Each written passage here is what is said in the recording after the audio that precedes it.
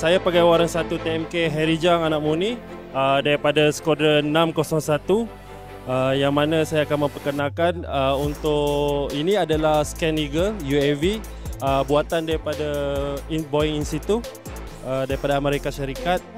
Seperti mana yang tuan-tuan nampak, dia mempunyai kamera payload, yang mana yang ini adalah untuk kamera M-World 3.5.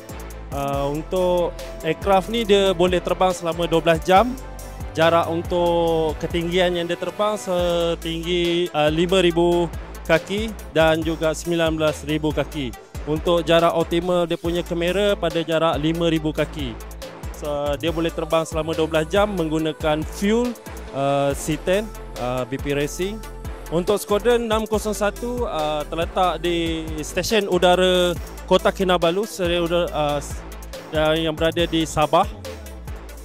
Kita mempunyai untuk ini ada mempunyai 12 buah pesawat US Scan Eagle.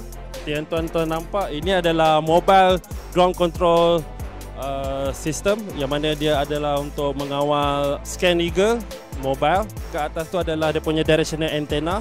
Dia boleh mengawal untuk Scan Eagle ni sejauh 100 km bersama dengan 54 batu nautical mile.